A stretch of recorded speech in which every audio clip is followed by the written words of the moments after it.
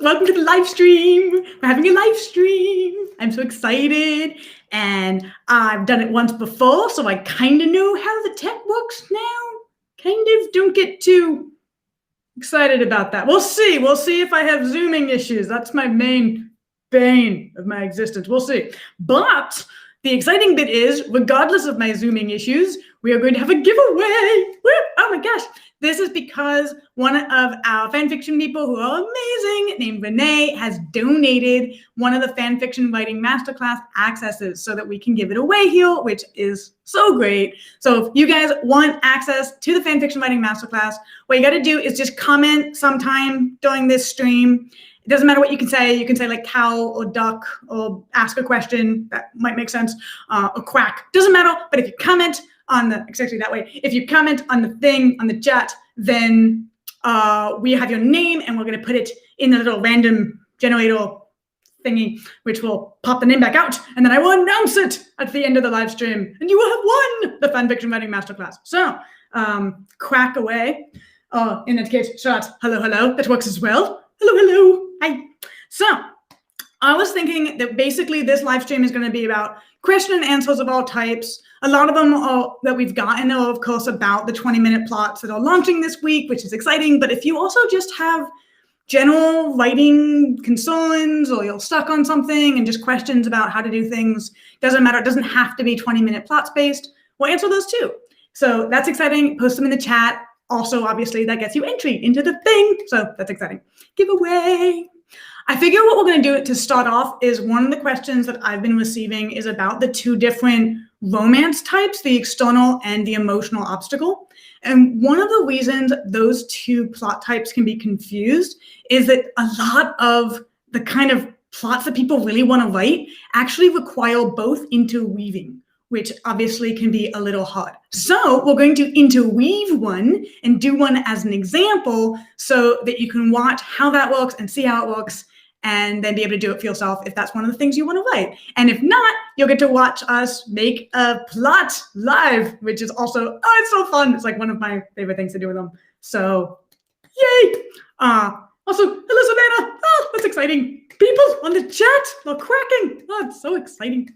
So I figure we'll get started right away, and I will bring up a emotional obstacle first, and we'll get started. The plot idea that I want to do is coming from our last live stream, which we didn't get to do at the time, so I want to do it now, and that is Snape and McGonagall fall in love during the 7th year shenanigans where Snape is like, oh gosh, I am trying to pretend to be an evil man spy while trying to keep kids safe in a school. And McGonagall's like, how could you be an evil person when I thought you were good? And which all blended in fervor and antagonism and sadness. So instead, they will fall in love and it should be beautiful. And we will write that now. So let me pull up first the emotional obstacle romance. I will share my screen with you all, which is also exciting. I know how to do that now. Okay, here we are. Here is the emotional obstacle romance. So I'll run through real quick what that is in case you don't know, and then I will go to the external one as well. Basically, though, the reason I'm starting right here is, as you see, it follows two characters as they fall in love despite an emotional obstacle.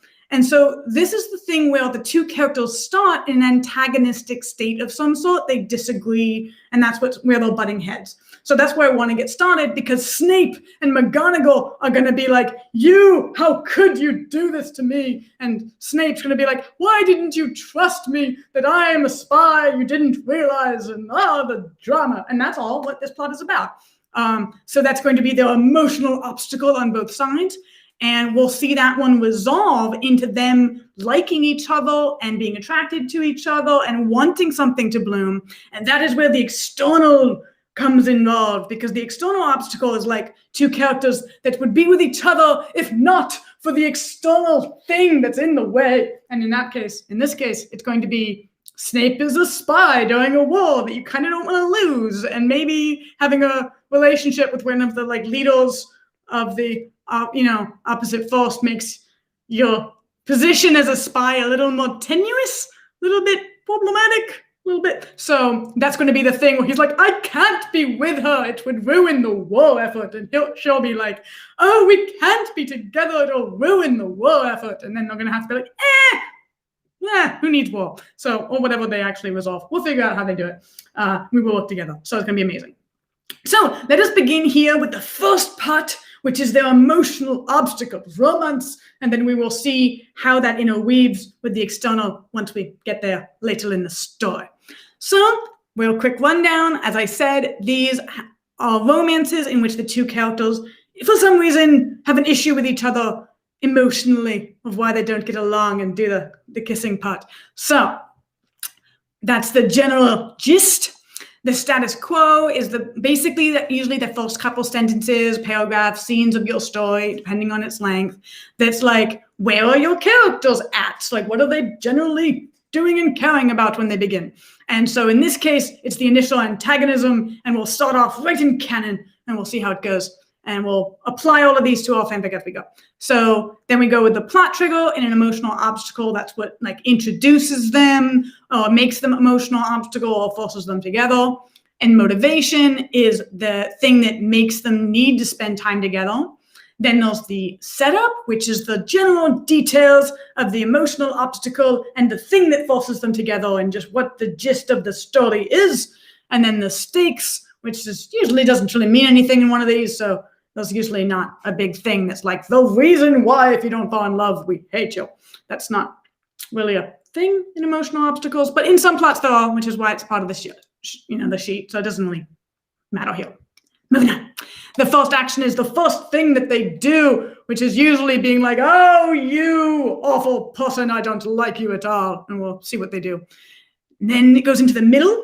Those usually progresses in phases.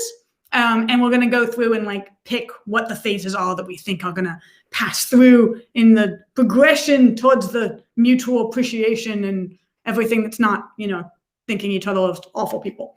Then there's the additional information as they're going to learn about each other and get understanding and respect and all the happy feels.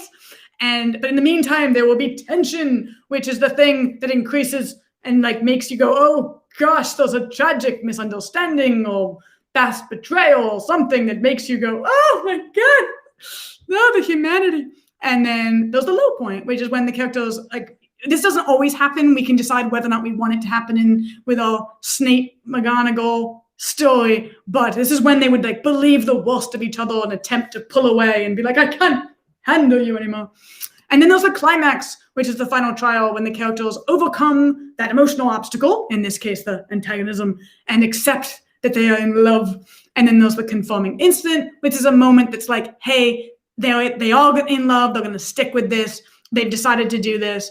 And that's usually like a large declaration, like taking a loving action. And this is where we're really going to start to see the external obstacle romance weave in with emotional obstacle romances. This is where it's like, okay, we have this action that usually the character would take, like, oh, will you marry me? But instead, he's going to be like, there's a war on. I cannot make my large declaration.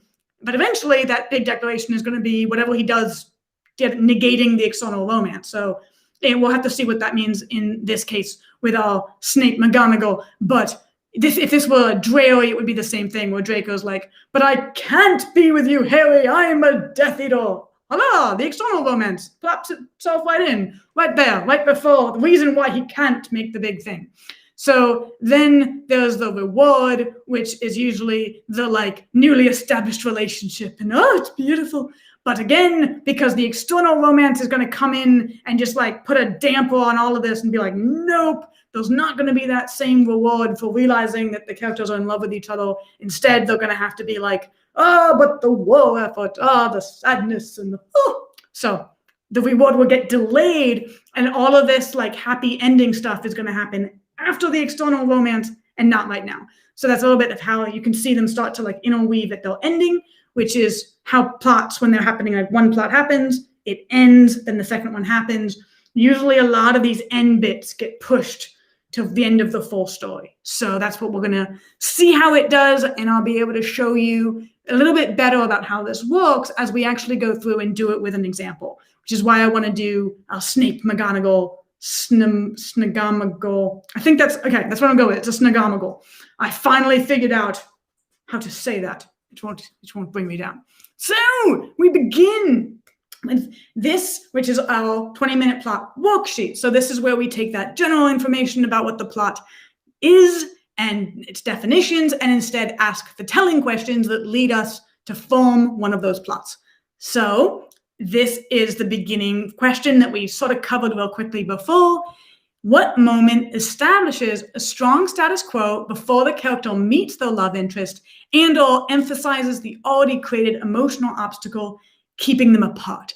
So what that is here is like something with Snape and McGonagall. They have a moment where they're like, oh gosh, I actually hate you. So let's see, do you guys have any ideas on the moment that they meet and they're like, so like, oh, so we know that Snape is at Hogwarts. So Snape returns to Hogwarts now under the control of Voldemort, you know, and he's gonna do something. Voldy. I'm thinking, and McGonagall glares at him when they and refuses to talk to him at dinner. Where they maybe used to like converse freely. Glares. Start with a G. Okay. What moment creates the emotional obstacle? This is just canon. Like we all know the terrible, sixth book ending that made the tragedy and the sadness. So that's what I mean when I just say canon here. I could also say like sixth year ending. And the way that I'm going to like indicate that is going to be through Snape returning to Hogwarts. Like I'll make it very obvious that he's returning after those events. So that will be the beginning of that moment of what, oh gosh, the sadness. So here's what we actually start to like build out what we're doing in this fic, like how it progresses, what Snape and McGonagall are gonna like mean to each other, and like the different phases. So this first one is, I think, because that's the antagonistic phase of like, I think this is like McGonagall being petty. Maybe it's that. Maybe McGonagall being petty phase. Like that's because like she's glaring and she's rejecting him, and he's just like removing himself from her and just kind of leaving her alone because he's like, yeah, I didn't think I was going to have friends during this process. I didn't fear this was going to be fun. So then we go into the next phase. So there's going to be some moment here where that changes, and I think it's going to be when McGonagall realizes that Snape's a spy. So it's the like Snape is a spy phase, perhaps, where McGonagall's like, oh my gosh, of course he's a spy, and then she's like testing that, and then whatever's going to happen, we'll build that out when we get there, and then maybe we can do a third if you'd like. What would be our they actually, and I think that would be like the spending, like working together phase, I think I'll call it, where they're like actively being spies together, and they've like resolved their issues together, and it's lovely and actually helping, and it's super cute. So what is the final trial that ends when the characters overcome the emotional obstacle and accept their love? And we have to keep in mind, well, this is still when Snape is still actively being a spy. So we've had this building up, working together, attraction, and all of that. And we need something that's actually indicates that they're not going to move and have this like conforming incident, that they're instead going to wait for the external obstacle. And I'm thinking that there's a moment when something very romantic happens, like they both like are leaning closer and closer and closer and like getting closer to each other as they talk, and there's a moment where like it seems like they would kiss, but instead they both pull away and like return to being spies and like take a moment to be like, we can't do this right now. And oh, sadness. So I will write that down real quick. There's a wonderfully romantic almost kiss moment in Snape's chambers when they both instead pull away. But they've overtly recognize the other person's interest.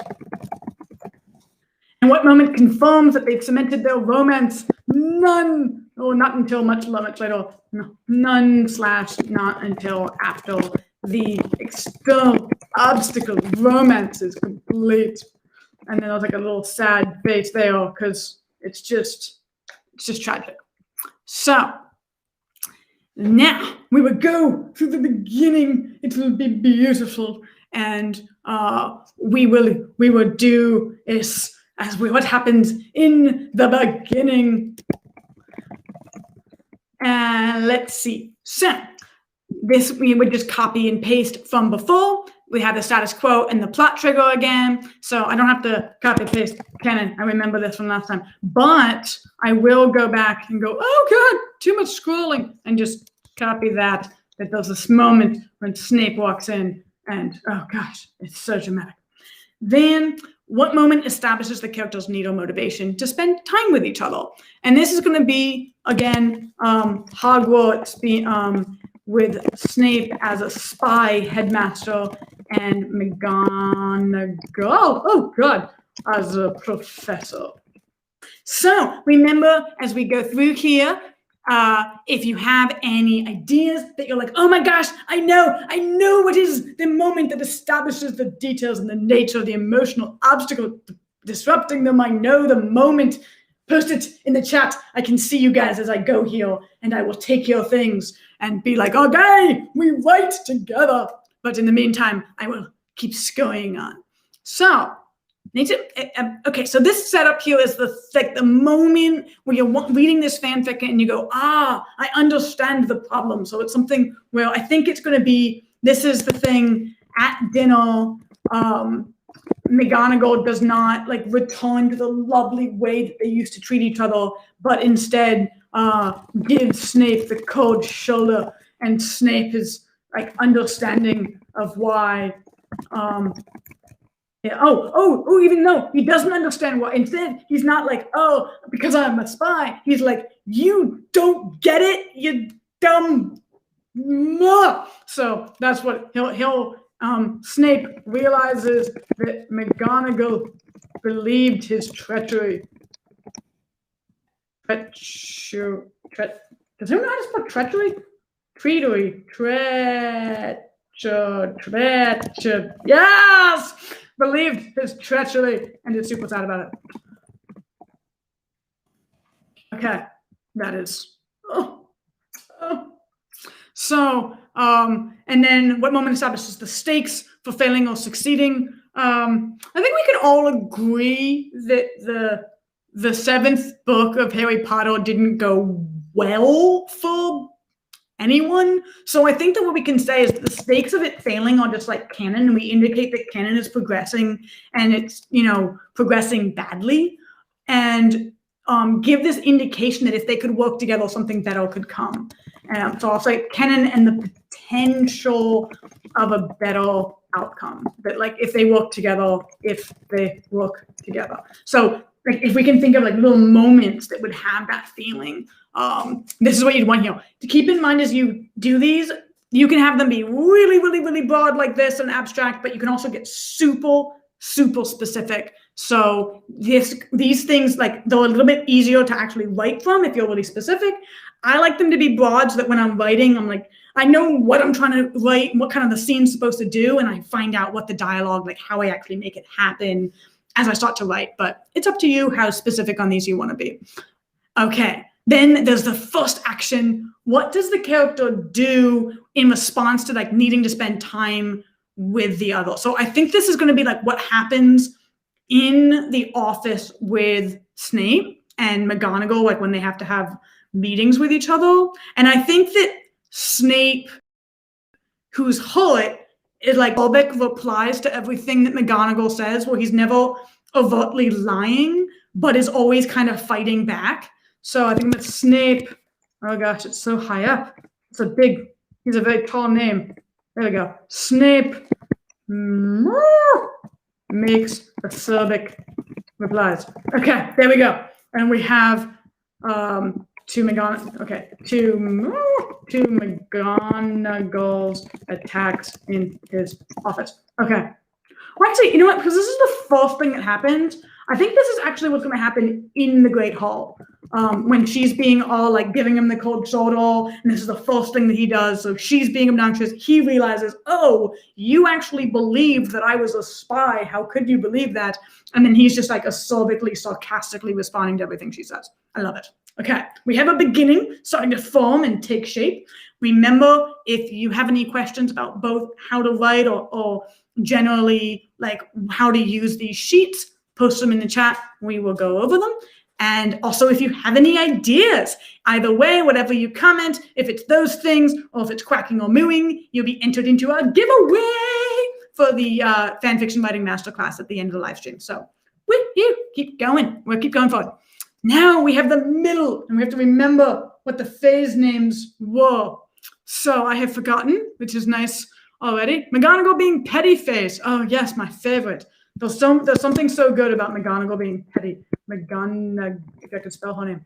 Being petty phase. Okay. So then we need like just examples of scenes of McGonagall being like petty to Snape. So if you think of like dialogue, little clippets, or like things that she thinks she would say, or like chandeliers she would unscrew like she did in canon or whatever, this is the time. All right. The scenes. I'm thinking, obviously the acerbic comments in during the like the teacher conferences and stuff. McGonagall being snarky in teacher's conference. McGonagall fight. Oh, she can be fighting back against the. They call the Kalos, the guys in canon who are like jocks and are like torturing students, because that's okay in a kid's book. And he's like fighting back against them, and Snape is like can be quietly supporting her. Ting Ho. Okay, so that'll work. So everything that Snape is doing to like helping the students fight back and like stay safe when stay safe despite fighting back against full-grown wizards and not helpful. So like despite their rebelling, and McGonagall misinterpreting that, and then like a thousand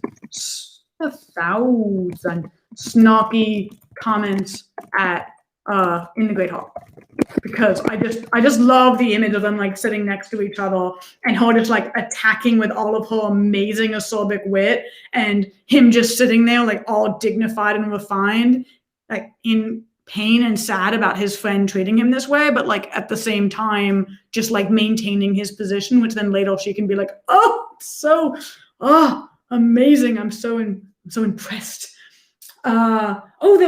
Yes, it is it. The Electo and Amicus Carol. Thank you, Savannah. That is definitely who they are. Okay. So yeah, the twins. Okay. Well, we'll understand that in here is that. Perfect. Okay. So now we need the like transition moment that makes people go like, oh my gosh, I understand. How does McGonagall realize that Snape is actually a spy? Because that's the one that he already that Snape is a spy phase. So that's what we're transitioning to. So this is going to be the moment when she's just like, oh my gosh, I'm a jock. He's been helping all along. So like, what would have to be one thing that she sees him do that's weird, maybe in canon, that's like, wait, that doesn't add up. Why would he? Because like, I think maybe why would he control her lesson, and then seeing him control the Caros? So McGonagall sees Snape taking control of one of the two. So I'm going to take Electo Caro's lesson plan and making it less evil. And then And she realizes, I'm going to put this in caps, because realizes. Oh, and by the way, with interweaving little plots, if you were trying to figure out how to make that realization happen in your story, and you're like, I have no clue, it's way too detailed, how do I do it? What you can do is this little phase here, this transition, is the end of a revelation plot, which is like the character gathering lots of information and then having a realization. So that little plot can be interwoven here to give you guidance on how to make that revelation like get brought up towards and have the climax of revelation that's happening here. So I'm not going to go out and like do that whole interweaving thing, but trust me, that's the little plot that's getting interwoven right here, is that realization that ends at this transition when she realizes. And then we go to the Snape is a spy phase. So then this is where McGonagall is watching Snape to confirm her theory and is seeing his bravery and virtue and honor and is like all impressed. Meanwhile, he is trying to, I don't know, do you think he's trying to throw her off the scent of like, okay, you know, if I don't trust this woman anymore, I'm not going to try to like get her to realize? Or is instead, do you think he's like actively trying to get her to realize, like, yes, you idiot, work with me? I think that actually sounds like the wiser thing, because he needs some people on his side here or he can't do anything useful. So he is trying to subtly get her to trust him. So like the way that he's phrasing things now is like intentionally to have a second meaning in front of other people and all of that. Okay, Claire said I put my questions for after in the Facebook chat, but based on your answers to other comments, I don't know if you see those. Aha! If you will post them in this chat as well, that would be amazing, Claire. I appreciate it, and I will get to it after this. Once we have made a beautiful, lovely plot here, we will go to that. So then we have our transition moment where we're like, oh gosh, McGonagall, what are we doing? How do we have this happen? And McGonagall is like, oh my gosh, I have realized I have to work with him. And McGonagall finds a way to work with him. McGonagall finds a way to help. I'm not quite sure what that way would be. So I'm going to keep this really vague until I would think of how. But if you guys have an idea of how she would help, put it in the chat. So, and this is the working together phase. And then we have, here is them actively working together. Snape and McGonagall like meeting in secret in his quarters and working out plans and growing closer. Oh, adorable. And coming to be very attracted to each other. Oh my gosh, so there's many scenes here in one that would unfold. He knows, okay, so Ashley says, he knows he needs her to know, but he's hurt that it's taking so much to find out. Oh, no, it's so sad. Oh my gosh. While still being hurt creates the inner turmoil for him. I love that, Ashley. Yes, love it. So it's perfect. Okay, cool. So then we would go usually to this end when they overcome the emotional obstacle and then confirm that they're in love. So here's the two moments where like Snape and McGonagall are working together, and they have that moment of leaning in and revealing their interest, and that's going to be like both of them. And then, but instead of a confirming incident, they instead lean away and they don't kiss. And we're not doing the rest of this end sheet because this is where it interweaves. So what we could have, though, is we could still have this exploration of what brought the antagonism about, where McGonagall apologizes and explains why she didn't trust him, because that's just so sad. And I love these. Like my favorite things in stories are these explorations of like why the initial stuff happened. And of course, we don't have a new status quo yet, because we're still in love and we know this, and there's just this external obstacle, and oh gosh, the tragedy. So that is what would bring this particular one to a close. So it's super, super sad. Oh my gosh. And at this point, this is where we transition over to that external obstacle romance. Now, for time's sake, I don't want to have all of this building out this one snagamogle. So what I'm going to do is, we already know the general gist of how these things work out, because we just did one, and you can also watch the earlier live stream of us putting them through. So instead, what I'm going to do is I'll share my screen here with just the overview sheet of what happens here, and we can work out the general overview feeling for how this end external obstacle romance would come together and how it weaves in, and then we will call this snagamogle created. So what moment establishes the status quo before the relationship? This is the same thing as the new status quo before. Like, they've just leaned in and then they back up and they kind of try to return to normal. So they are in Snape's quarters and they've rejected the idea of being romantic, but they can see it in each other's eyes. And they quietly and return to planning Voldemort's demise. Dun, dun, dun, dun, dun, dun, dun. So, what moment introduces the characters, often establishing the mutual interest despite the external obstacle? This is still the canon that we've just combined with the emotional obstacle romance we just wrote. So this is the one that established the mutual interest and got us to that point. So now we would do the middle. So at this point, we're looking at the fact that they already are actively trying to reject the relationship while also feeling it. And it's building up intention against the desire to be will this war be over so that we can be together? So this first one I'm going to call the rejecting relationship phase, which is great because it's one of our little example ones. So that's awesome. Where they're just purposefully being no, we're not doing this right now. And then I think there would be the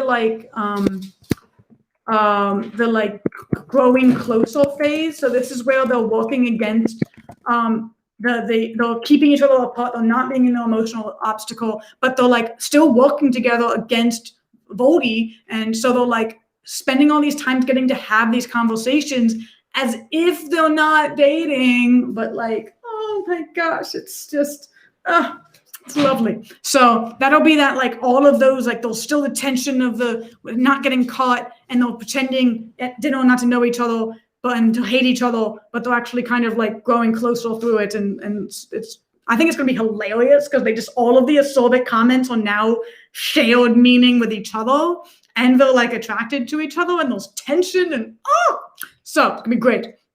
And then I think honestly, I don't think there's another phase. I think they grow closer and closer and closer and closer until they defeat Voldy together, because they're working together here. This whole time is still kind of part of that working together phase.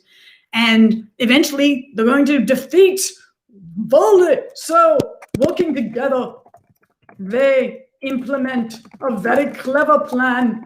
I have no idea what this clever plan is, but I would think of it and in very strong specifics. But right now, they implement a very clever plan to defeat Voldemort and do so. So that's the final trial. And then once they have managed to defeat it together, Voldy is destroyed. They've worked together. Everything's in ruins, or the Death Eaters, but Fred's alive. Because seriously, Fred's alive. That's not an optional thing for me. That's not a maybe. No, Fred lives, people. Fred lives. So they confirm that the characters have overcome all of that. Everyone's alive. It's beautiful. And then there's actually kind of probably an awkward moment. An awkward moment passes because I just can't see Snape and McGonagall not having it be a little okay, so we've been attracted this whole time, but who makes the first move? And it's definitely McGonagall. And McGonagall takes the lead and kisses him. Oh, it's beautiful. And that's the kiss is kind of the end of the climax, and you kind of want this moment that says Snape's not gonna like run away and hide, because like, whoa, yes, right? Clara's like, yes, and I'm like, yes, oh my god, whoa. So instead, we have that beautiful moment where he's kissed, the climax is over, and I kind of still want a moment that's like that extra conforming moment that says Snape accepts this too. So Snape is, let's see, what are we gonna do with Snape? Right? Rebecca's like, Fred is alive, agree. And I'm like, you are speaking my language. That was one option for this story. So what's that awkward moment? Where Snape asks to show Paul one of his favorite books that's just arrived. You know, nudge, nudge, wink, wink. And you're supposed to nudge on the same side that you wink. I'm not coordinated. But the point is that there's this beautiful moment where he's like, hey, can I show you one of my favorite books that just arrived? And she's like, oh, I love books, you know. I obviously am walking the dialogue here. It's amazing. Oh, adorable. Okay, conforming incident. Clara is like, he casts a Patronus and it's a cat. That definitely happens. Okay, that's gonna happen like before here. He casts cat. Yes, he casts a Patronus and it's a cat. That's the way to spell that. That's adorable. Yes. Okay, and then there's the awkward moment, and then, oh, it's amazing. I love this ending. Oh, I love books. Okay, beautiful. So then we usually would now go through and like really fill this in with like the beginning worksheet and this and the middle and to the end, like really nail down exactly how this works. But I think the whole point of these overview pages is that you have a pretty good overview of generally what happens. And this is how the external obstacle romance ends it all. And here we will go straight to the end, and we have that beautiful moment where like they defeat the Voldemort together in this bit, and then they have the confirming incident where they work together and the little cat Patronus, and it's cute and it's lovely, and then they're gonna kiss, and then there's the reward, which is all in caps, Fred is alive, people, and then there's the little exploration of like what made this, in this case it would be like what was the thing that kept them apart. So this would be Snape explains why he joined the Death Eaters like way back when. One of those private talks that we one of those private talks like in his corridors, and that I tell you, I love, it's like my favorite thing are these explorations of like where this kind of stuff came from, because it always just adds that like extra depth and cuteness, and I love it. So that's like Snape's gonna do that somewhere in this getting to know each other, working together thing, as he finally actually like talks about what had him do that. And then there's the new status. So we need that moment where they're like, we're gonna be happily ever after, and it could be just them walking off to go do the whole book thing. We could do that. We in this they walk off to go get the books, oh, and they're totally hand in hand. Okay, there we go. So like they're gonna date now. Fred's alive, people. He's gonna and she asks if Snape is going to keep working at Hogwarts, and he's like, oh heck no. Obviously written differently so it fits his dialogue in any way, but the general feeling is, oh heck no. Maybe he mentions that he's going to start maybe a potions company. I love those. Those are great. I could just see him like making like potions research company. Okay. Oh, Charlotte, I'm so glad that you are here. And oh my gosh, Snagonigal. Yes, I'm glad this was as amazing for you as it was for me. And I agree, there's something a little unexpected about Snagonagals, but I love it. So here we are at the end of our interwoven thing. I hope that helps with figuring out how these two things can play together and how you end one by mostly not quite ending it and using it as the status and everything that brings up the first like details up here of your second plot, and that you work that together and you wait until all of the reward ends at the end. And if you would like to learn more about how to do this, and I have a video that might be really relevant to you guys about how to interweave multiple plots. If you buy the 20-minute plots and you haven't bought them yet, it's one of the little add-ons that you can be like, yes, please send me the how to interweave things. But if you have missed that and you decided no, and now you're like, oh my gosh, that helped me, but this is only one of the ways to do it. This is called when they are subsequent to each other, one plot ends, then the next one begins. There's also simultaneous ones and tips on what plots to choose and how, like, what makes things easier and what have you. And you're interested, you can email me at gwen@fanficrex.com, and you can be like, I actually want that thing, and please, I'm sorry, because I said that it was the only chance to buy it, and I really did mean that. But then, I do feel really bad if you're currently sitting here but I didn't know that it did this. And so email me, we'll work something out. It'll be fine. So amazing. It's gonna be, Rebecca was saying that the end here of the story has to be something that allows Snape to be a hermit. So yeah, Potions Research Company working alone. Awful. Okay, love it. All right, so this ends this one. I'm gonna stop sharing my screen here. Okay, proud of myself.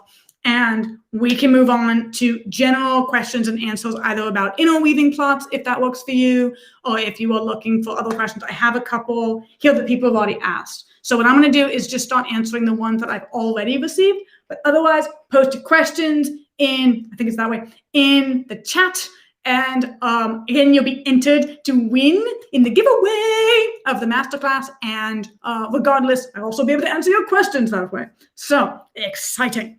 The first question that I got, let me see, I have it written down here, is how did you feel writing your first fic? Because I'm worried that half the time if people will like it or not. And oh my gosh, I relate to that a lot. But I actually kind of have two answers to this. One is that when I first started, I didn't know about fanfiction publishing. I didn't know about fanfic.net or any of the live journals I was just not aware. And so what it meant was that I didn't write to post anything. I just wrote for me. And that was a really, really good blessing, because it meant that there was a long period of time where I was developing my writing where I just didn't know that you could share it.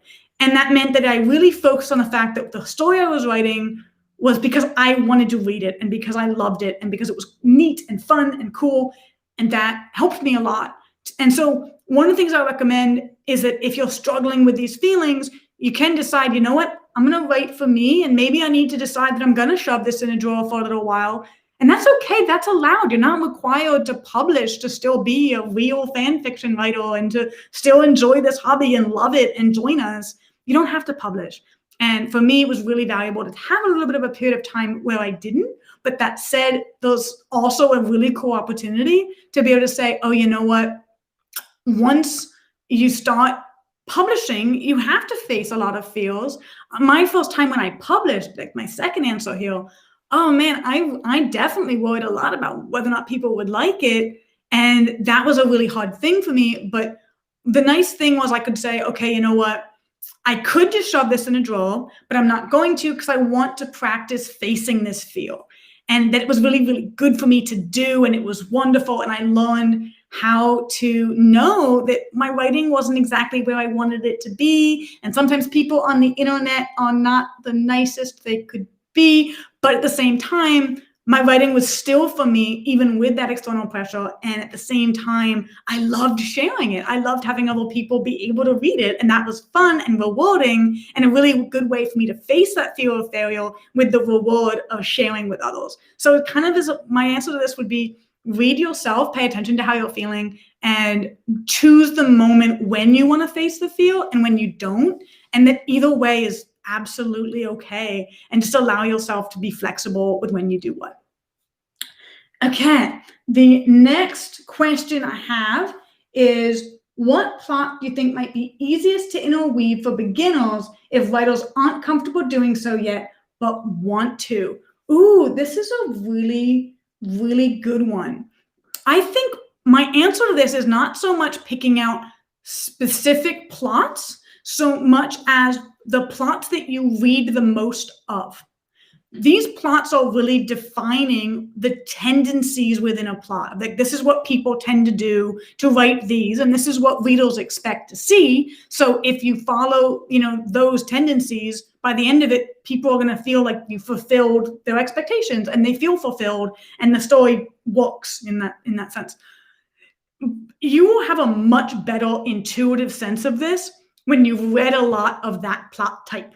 So if you read a ton of escape stories and all of the movies that you watch are people escaping from situations and rooms, and everything that you like the comic books that you read and the fan fictions that you read, everything is like an escape. Write escapes.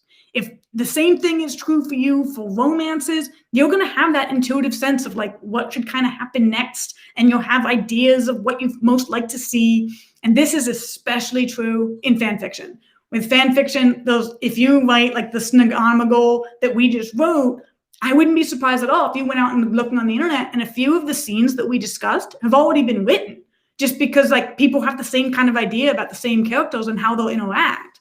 So you can find out by reading a lot of a certain kind of fan fiction, you can start going, oh, you know what? I kind of feel like I've sort of read before the thing I'm trying to write. Some of these things kind of work in what I've seen before, and now I'm just putting my own spin on it, my own take on it, and my favorite bits, and I'm taking them together and making it your own. So my answer to that is write, in that sense, what people talk about, write what you know, not like what you've experienced in your own life. If you have never escaped from like a massive volcano that's collapsing inward at the same time as having to fall in love with the Smeagol or what have you, that's not a problem. That's not an experience that you've had. But write what you know when it comes to write what you read.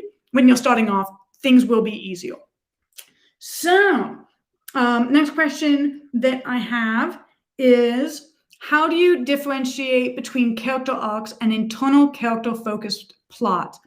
Okay, I think the answer, if I understand it here, and if not, correct me in the chat here, Clara, is I think that psychological plots, the ones that we have listed here that are like the emotional growth plots and the fall from grace and that sort of thing, these are general categories of these like character arcs. And so what you might find is that one character has a ton of these that they're going through, and it's just a difference in words. You can call them, a character arc. You might have 4 or 5 different little emotional growths that happen in their general feeling of growing up, which is like one big emotional growth that has these little things in it. So my guess would be, I don't differentiate between them really. These are psychological, mostly my guess would be these are psychological plots, and especially of the emotional growth plot type. The next question by Clara is that my main plot is an interpersonal emotional obstacle romance, but along with it are arcs and plot lines of development of each character, one being a redemption plot. I have a ton of plot templates interweaving, not just 2 or 3. Is that normal? How does that work? This ties to what I was saying before. Depending on the length of your story, that's incredibly normal. It is very common that if you're writing like a novel, you might have 3 different emotional arcs for that particular character. Then they're all going through, like, let's say that volcano escape thing. Every character that you have is going through one of those escapes. So you could have it, if you really like outlining and that helps you, you could make 7 different little escape plot things, 1 for each.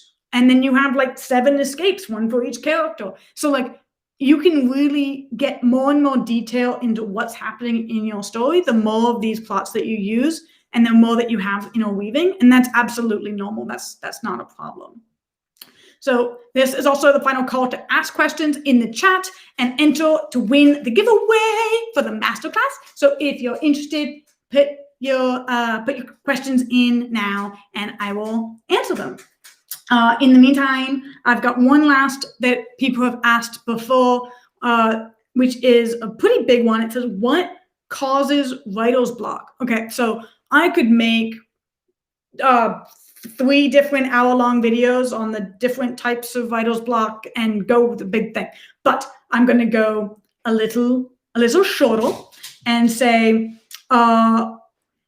with writer's block, it usually comes down to like 3 different things. Either you don't know where you're going, something's already conflicting with where you've gone already, or alternatively, you're anxious about where you're going. So we'll go through those one at a time. The first one, when I'm saying that you don't know where you're going, I kind of mean like what we're solving and looking at with these 20-minute plot sheets. So it's those moments when you put your characters in a situation, they started to do the thing you wanted, but then you kind of walk into the next scene and you kind of come to a stalled end point. And that right there, that's usually like, that's writer's block that you're running into. That type is the, like, you don't know how the next scene plays in with the story and where you're wanting it to go. And so if you look and take out the plot pages and look at them and look at your whole arc and try to find out what's another thing that needs to happen that gets us where we need to go on one of these interwoven plots, like in that sense, what's the point of this next scene, that can really get you out of that type of writer's block. Then the next one, that something's already conflicting with, this is kind of a magical thing that I've discovered, which is a lot of writer's block happens when something in your story is already going against how you want it to be. Like, you started a conversation between 2 characters, but if you were like really just prefer one of them to just not be talking in that moment, one of them your actual feeling is they wouldn't talk. So you're like halfway through this conversation and you just can't finish it. It might be because you can look back and start going, one of these characters wouldn't even be in this room. They wouldn't have come here. Or like, they're not talking the way that they would. They were helping this situation and they would just be fighting it entirely. Things like that, where you can almost feel like the story has a will of its own and it stops you from going too far off of course from what you really want it to do. So these are like kind of a magical type of writer's block that really can help you in going, oh my gosh, I know what this is. I know what the problem is. And now I can move forward and I didn't get too far off. The third type is just a lot of times anxiety about a story that like a type of story or a type of interaction you don't know how to do. Like, let's say, for example, the next scene that you'd be walking into are 2 characters having this screaming fight, and you've never written one before, and you're worried about like how to do the conflict, and maybe you're in general kind of anxious about conflict, and you just don't know quite how to make it happen. And that's the moment when you'll stop writing every time you enter that scene, not because there's anything wrong with like where you're going, you know exactly where you're going, you know you need this conflict, and there's nothing wrong with the characters being there and in conflict. They would be like, this is the right move, but you're just kind of holding yourself back from that. And the best solution I found to this is just to sit in my fear and to feel it and just go like, I am scared right now. That is what I'm feeling. And even allow myself to not write it in that moment and go, okay, I see you, anxiety, and just absorb it a lot. And I found that if I'm aware that something's stopping me, over time, it'll resolve itself. But everyone has a different way of helping themselves resolve fear when they find it. So if you have a way that works for you, go do that and resolve that fear in that way. And that can really help move writer's block forward. So let's see.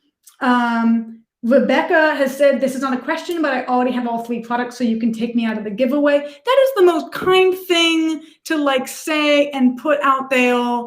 And thank you, Rebecca. That is so sweet of you. Oh, that's amazing. Savannah has asked, what would you say is your go-to plot? That is definitely the emotional obstacle romance. I absolutely adore when 2 characters don't get along, especially because of like something that's actually very true to what they're doing. Like in this case, where you interweave an emotional and external obstacle and it's all fraught. And like, it's not just a misunderstanding. Those can kind of bug me sometimes when I'm trying to write them. And I just feel like if this was a really good, healthy relationship that I would believe in, these 2 people would talk and would trust each other and would clarify this. So I wanted to be that one of those like really meaty problems that someone, especially if it's interwoven with like an emotional growth, someone has to repent in something and realize that they're doing something wrong and learn and get made truly better because of the relationship. And so it's really emotional obstacle romances interwoven with other psychological romances. But if I do all the others, but it doesn't have the emotional obstacle romance, I just never feel it as much. I really, really want that romance to be there. So definitely my go-to plot, without a doubt. Okay, I think, let me see if that's the other one. We have a Stacy question. Do you have personal tips on getting over comparing writing to writers/writing styles we admire, or persevering when we feel down about our writing?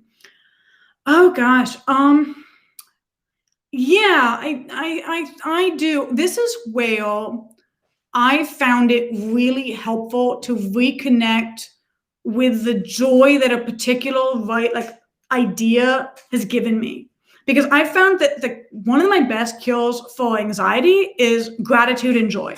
So if I can go I'm feeling all of my nerves about the scene and I'm getting all oh my God, if instead I can go, oh, but Snape and McGonagall, and they're gonna argue, and it's gonna be amazing. And I just reconnect with my love of canon and the interaction and what I want to see out of it, and I reconnect to that joy. It doesn't solve the feel about feeling down about my writing. I still will have that feeling of oh, I love this so much, but my writing's never going to actually be as good as I feel like my idea is.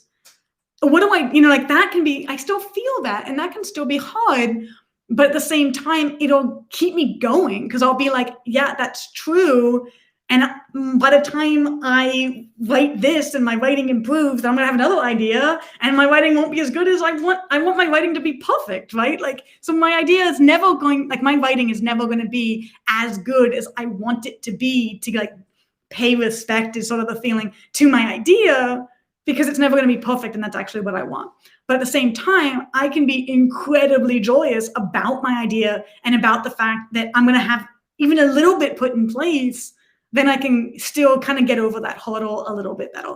So that's what helps me the most when I feel down about my writing. When it comes to comparing to other writers, that one's a kind of a similar thing with slight differences, in that my best one for that is really where gratitude helps me, kind of as the opposite.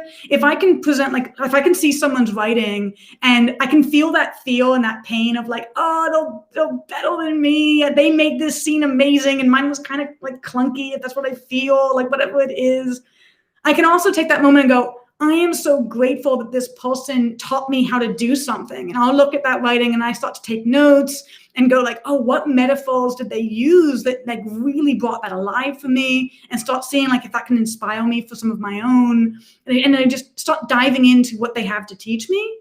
Then I can accept the truth of the matter, if it is truth, that this person's better at writing than me, but I can take that truth and turn it kind of back into something joyous for myself, of going, oh my gosh, thank you, this person, for presenting your skill in my fandom, in this story that I loved writing, and allowing me to learn and allowing me to enjoy it as I read. So that's really the thing that's helped me the most there. Okay, let me get the next one. Oh, thank you, Stacey. I'm glad that idea of studying it inspires you and helps you. That's definitely something that's been so good for me. It really, really has. And eventually I should do a video and I show you guys what I do to study writing, because I have templates kind of, and the things that I do every time, and it's been helpful, and they've been developed over a couple of years, and it might help you guys too, but not now. So eventually I'll do it. So Clara asks, if you have an example, for example, 4 or 5 different simultaneous plots, internal character, interpersonal, idea-based, do you interweave them by putting all the sheets side by side for each stage, like you would do for 2 plots? This is something that kind of differs depending on how many I have. If I do have 4 or 5, I've found that I like to put them all side by side. I kind of tend to sit on the floor and just put things in circles around me. But I could do the same thing kind of in my head, sitting in a chair and going, okay, what is the setup that brings all of these things together the most possible? And so kind of I just look at the name of it, I'm just looking at the external obstacle romance, for example, and I will often underneath that write really big on like a line saying this particular one. So if I have an escape, it's like the escape the jail bit, because sometimes I have multiple escapes or multiple whatever. And so then I'll start thinking, okay, just can this affect this? Can this affect this? And I'll be doing it more one at a time than purely simultaneous if there's like a ton and I'm just surrounded, because I can't see that many. So it's not like I'm taking one idea and then like trying to compare each thing to like 17 different things that can kind of get out of control. So sometimes what I'll be doing instead is just have the one in front of me where I'm thinking about how one particular thing happened. And then once I get that one I sort of more nailed down, then when I go to do the next, I just sort of keep that one in mind and stack them that way. So it becomes something a little bit more cerebral than as direct on the paper. But you could, if you wanted, just spread them all out. I just happen to feel kind of overwhelmed when I do it that way. Okay. Jackie says, I have an issue with character arcs and trying to keep them authentic to my story. What are some tips to help with that? So I would say trying to keep characters authentic to the story. I found the biggest thing that will, at least for me, like make a problem with this is when I have character arcs that are kind of going back and forth. So like, for example, I was trying to have Draco have a like emotional growth where he realizes that he's been kind of self-sabotaging in both trying to say, for example, like please his parents, but never actually do the work to do it. And like that's one of the big things that like he needs to realize, that he's been whining rather than like taking control of his life. But I go too fast because I really want to see him get to that point. So then instead I go, oh my gosh, I know how to solve this. And I have him already feel so much more emotionally mature in like the second chapter. And then it doesn't feel like him because it's out of sync, because that's not Draco. He hasn't had those realizations. He doesn't act nice yet. And then I have to go like backwards. And then in the next scene, I've tried to have him still need the change that I wanted him to have. So then I have to like back. And then that one moment always kind of stands out, right? Because now it has a character who's significantly more emotionally grown than he is yet in his beginning. And I realized maybe what I'm actually trying to do is make him someone that the reader likes, but I need to do that without bringing him too far too fast on his emotional growth arc. So then I need to figure out what I'm trying to do, and that'll help me a lot. And one of the things I do like to keep characters in my mind when I'm just starting off a fan fiction is I go and look for lists of quotes online, and I just read down like an entire page or two of things they said in canon, and that'll give me a feeling for like how they talk and how they act. And then I'll take them from that point and make sure that if it ever changes from that point, it's because of that emotional growth and that they've already had that emotional growth. And then whatever change is, I try to keep that change consistent until the next one. A lot of times that's an editing thing more than a writing thing for me, because consistency is definitely really hard when you're first writing your first draft. So don't worry if it doesn't happen for you right away. You can do it through editing process as well. Oh, thank you, Ashley. That's like the sweetest thing to say ever. Oh, it's adorable. That's so cute. Okay, now, William Hiraki, I have a thing. I'm trying to find the question that you asked. I got this. Okay. What is a good example / experimental plot you'd like to put characters in to see how you develop them later on, whether they're original characters or not? Okay. So, let me see if I understand you by that. Let's see. When you say an experimental plot, oh, like you mean just like if I just like make up one real quick that gives an example for how I develop it later on? Is that kind of what you mean? Or do you mean like an emotional growth for how the character develops later on? That's my main question. I will take a long sip of tea while I wait.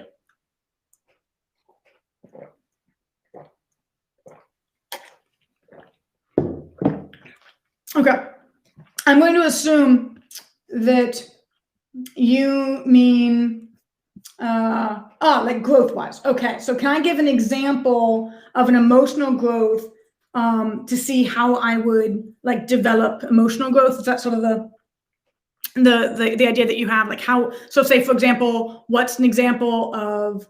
Oh, thank you. I know this tea is this is the way tea should be served. It matches my earrings, which is just the way life should be. And this is just joy in a mug, along with over-caffeination. And I'm just, I'm so excited. Etsy, people, for real. Okay. Oh my gosh, this mug is, it's, that's the only way to pick that up. Okay. So, let's see. So if I can understand your question, I'm going to assume what you mean is an example of like Draco Malfoy in that previous thing I mentioned. If he is trying to go through from being like having that realization that he needs to take responsibility for his own life and his own learning, and if he wants to be good at things, he needs to put the effort in. What I would say, like the way that I tend to do these is by picking the 3 phases of my middle actually first, because I find that's the thing that really teaches me about how they develop and how they go through the thing that they go through. So what I pick is like the first thing, what is the meaningful turmoil that's going to like force him to grow? So if Draco needs to learn this, let's say he learns this via his relationship with Hermione, because as said, emotional growth, oh my gosh. So Hermione is that meaningful turmoil where like he keeps expecting to be amazing because he is a pure blood and he's been raised, the world is his oyster, and that's like kind of the beginning. When I want to figure out to see how it develops is I'm going to go through and say, what's my first phase, what's my second phase, and what's my third phase to like, how does she help him? So maybe the first phase is him just blaming her all the time for like, just expecting that she's going to fail and then not, and then just feeling angry. And then the second phase is when he realizes, actually, you know what? I need to acknowledge that she works really, really hard and just watches her work hard. And then there's going to be some transition moment where she's like, why do you not work hard? You know, this is magic. This is the most amazing thing in the world. Like, why would you not? And he starts to explore why he doesn't work hard, where the like origin of those feelings like is. And that's the thing that in the last phase is that like self-exploration and the beginning of working hard or emotional growth. So that gives me that feeling of like what changes. And what I try to do is make sure that before each phase, I establish the need for the next phase. So like I make sure that you see that he's angry and you can feel that that's not the right emotion and that that's the way he's always been and it's self-sabotaging and it's ruining his chances at growth. And you can just kind of make sure you feel the tension where you want him to see the fact that he's doing something wrong and you see how Hermione is doing it better. And then in that next phase, I really want to feel the need for him to like understand where this pain comes from, so that each phase you see how he's failing at the emotional growth and see the transition where he starts to try and figure it out for himself, and then when he starts to implement it and like actually grow. So that's where I like to start, is like, what is this story kind of really the meat of it really about? And then by the end, that's all the like, Skittles kind of a feeling where like everything rains happiness.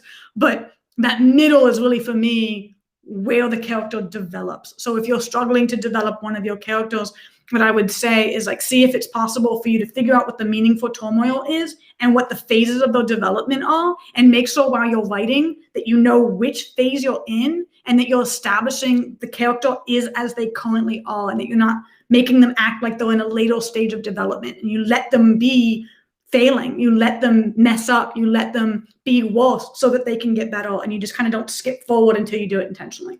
So that would be my answer to that for William. Barbara asks, do you think it's better to just start writing and worry about the full plot later? Or do you think it's better to figure out the plot first and then write? I always ask because I feel like I'm so hit and miss, and this might be why I have so many. Okay, this is actually a thing about writing theory, which I find really, really cool. There are 2 types of writers. The first is called a Gardiner Writer, some people call it, or an exploratory writer. And that is where you're like, you start writing and you have an idea and you throw some characters into a situation and you're like, I'm going to find out what happens. I don't know. And you just write. That's a style of writing. The other style of writing is like you figure out what you're going to do and how it happens, and you outline it in advance, and then you write through when you do like the phases one at a time. So here's the thing about like which is better. I bet you're kind of, even for me saying these are styles of writing, there is not one that is better than the other one. So a lot of people do kind of a mesh of both. They kind of plan some, then they write some, they discover some, they plan some more, they go back and forth. So that's how I am. I tend to like have a general feeling of the overview page, then I start writing, then eventually things happen and I get kind of tangled, and then I start editing and I figure out where I'm going, and then I go back to writing. So these worksheets, if you are using the 20-minute plot worksheets, are designed to help with both types of writers for different phases. So if you're an outliner, these are obviously great for making your outline. You answer each question before you go and write the scene, and like this happens, then that happens and happens. If, on the other hand, you are, what it sounds like is you're one of the mixing of the two, like I am, you might do the outline just of the overview page as the general vibe, and then you just start writing it, and then inevitably, because you're writing it without exactly knowing how things go, things are going to be a little bit mixed and maybe a little bit like messed up in that sense of not knowing where things are going, and some parts are slow and some parts are quick, and some characters seem like they're already emotionally grown and then they're not, and then you have to, and what you do with that is allow yourself to do that because you're just kind of writing blind and discovering and finding out where you're going, and then you can use these plot sheets to edit where you figure out, okay, what did I just write? What was this scene? What did this scene do? Oh, you know what? I didn't realize, but this character had a revelation right here, but it wasn't really built up to. I didn't feel like the evidence made sense. And then you go, okay, I'm going to work out a revelation plot, and I'm going to put that in and fill that out based on what already did happen in my writing. And you describe your story from that's already written into the sheets for clarification so that you can go edit. The two different types of writers, the Gardiner exploratory writer and the outline writer, they do different amounts of drafts and different amounts of editing. So the person who like discovers how they go, a lot of the time they spend and what they usually most enjoy is the editing process of clarifying the plot lines and getting them to work in tandem and interweaving them and editing until the thing is polished. Writers who outline tend to do many fewer drafts. They don't tend to like editing as much, and they outline it in advance and then write it straight and have only a few drafts to get it at that point clarified because they already had that structure from the start. Not better one way or the other. It kind of depends on how much editing you like to do and how you like to write it in the first place and what works for you. So I like to mix it, and I go and I plan a little bit, and then I write a little bit, and then I edit a little bit, and then I outline and write and outline and edit and write, and I kind of go back and forth. That's my way, but everyone kind of discovers their own way. So just be open with yourself doing it however you do. So the final question, this is exciting, but first you can buy the 20-minute plots at 20minuteplots.com for only $5. That is ending today. It's the last day before it's going to go up like a bit to 80, like it's going to go up to like 80%, I think is the math, to $9. Oh gosh, oh no. Oh God, the inhumanity. So I will highly recommend that you buy them now to save money, which is fun because then you can spend it on like Dippin' Dots or like ice cream at home or like new books or, you know, those, and Etsy mugs.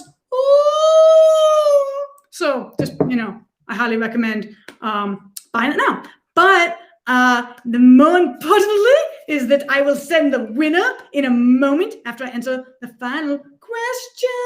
So, oh, exciting. Right, so we'll look at, let me see in the little thing with the chat. Da, da, da, da, da, da, da, do, do. Da, da, do, do, do, do.